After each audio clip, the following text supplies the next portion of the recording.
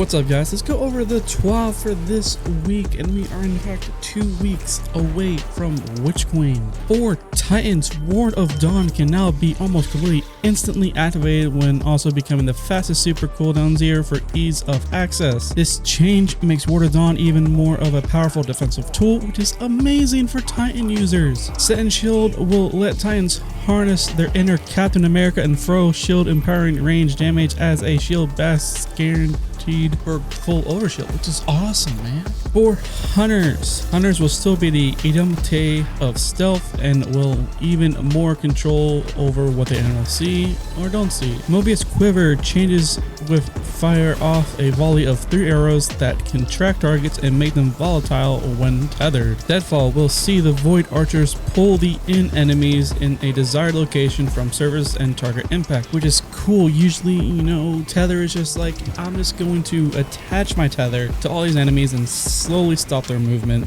while letting you do damage. Now it's able to like pull enemies. You're able to do so much more ag control with this, which is amazing. Snare Bomb Melee will also do more to weaken opponents, particularly in PvP, where it removes enemies' HUD and obstructs their in-game view.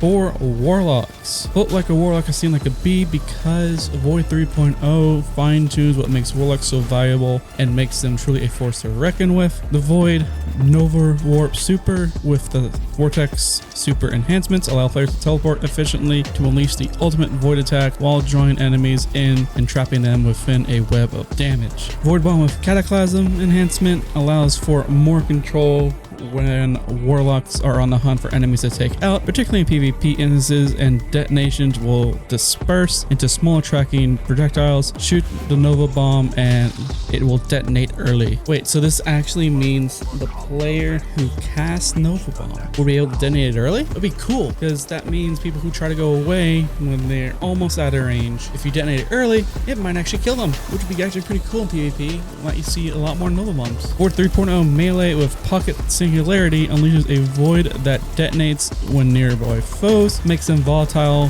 when controlling their position in relative to the blast zone. Cool. Warlocks get more debuffing for enemies to get more ad clear. For the legendary campaign, we've got double chest rewards offering 1 to 3 extra chests per mission. Each chest will give you a world drop pool, XP, upgrade modules, and glimmer. Legendary players will be able to earn throne, world armor, and unlocks at a faster rate. Basically, higher risk means higher reward, especially when getting to the new power level soft cap in Witch Queen. Completing all the missions on legendary reward players with the following: a new emblem exclusive for those who complete the campaign at legendary difficulty, a triumph required for the newest title for Throne World, a set of gear 20 above the soft cap at 1520 power level, which is amazing, which allows players to literally skip the soft cap grind. For people who have terrible RNG with drops, this is amazing. I know people don't like to go into hard content when they don't have to, but if you hate the soft cap grind and you want to get to endgame as quick as possible, this is your best shot, and it's the only sensible option if you really want to not waste your time. You also get 8 upgrade modules. The new Witch Queen exotic armor typically reserved for the Lost Sector drops, which is cool because if you get these void armors early, you're able to make these builds and have world drops actually happen with them, which is going to be amazing if you get these high stat rolls for the raid that comes out. Exclusive bunch rewards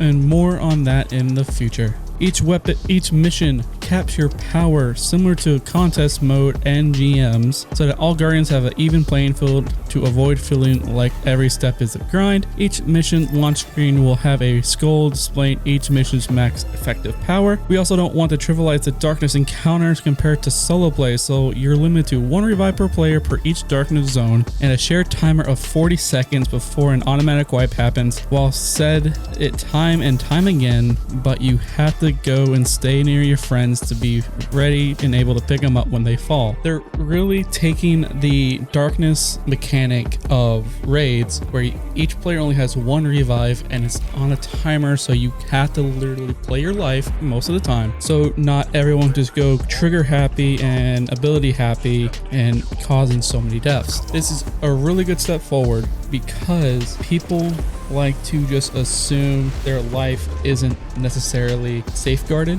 in PvE, and this really helps keep that stagnant of yes, things can get hard, and no, you can't just farm the enemy by having you dying over and over again trying to get kills. For exotics, the Lori Splendor helmet for Titans is more than just a pretty face. It has the Cauterizing Flame perk, which allows for sunspots to heal players when they have Sun Warrior active. Critically wounded, no big. The perk also ensures that a sunspot is created on your location to give you that one last fighting chance with a quick grenade and melee ability recharge and longer supers. Plus more damage, always a good thing. The Titan Horfrost Z chest piece. It's nothing to scoff at. This is one that takes a chiller approach to combat for stasis users with a glacial fortification perk. When players use the stasis and allows the Titan barricade become more impressive wall stasis crystals, these crystals will slow any target that gets too close while also boosting a player and the fire team's weapon reload speed, stability, and range. Literally, this chest piece literally makes Lunafaction Warlocks obsolete, especially if you're running low fire team members. For Warlocks, the Sentient Filament Armor with the Devouring Rift perk.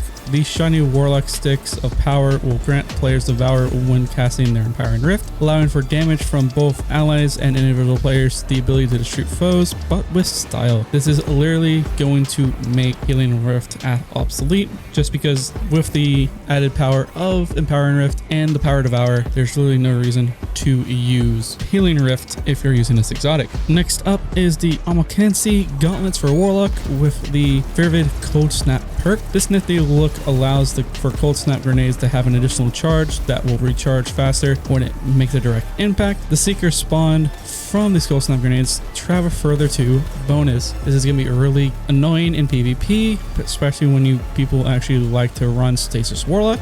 For Hunter, Blight Ranger helmet with a volatile mirror perk. Lightning lovers, here is where your arc powers can truly shine. This perk allows players to redirect their arc staff to deal increased amounts of damage and orbs of power generation for allies. Basically, get in there, do some damage, and sounds like a good time. This is really good for people who love military arc strider but don't really want to focus on like all the constant ag clear that Red Influx gives you. This literally lets you be a defender for Hunter players, and you get Ore Generation 2 for your allies, which is such a good thing if you're just not there for ag clear and you're just there to support your team. Lastly, Hunters also have the Renewal Grass to look forward to with the Deaths of Dustfield perk. This gives Guardians a much larger radius for their Dustfield grenades, while also nerfing incoming damage for allies within the Dustfield range. Any targets locked within that space will also deal out reduced amount of damage, so go out there and make those hive cry. This exotic is going to be really good because the way stasis aspects and fragments are right now, Dustfield already has a pretty big range. This is going to be in a bigger range and a lot of damage reductions, which is going to be probably going to be used a lot in Trials when Trials comes back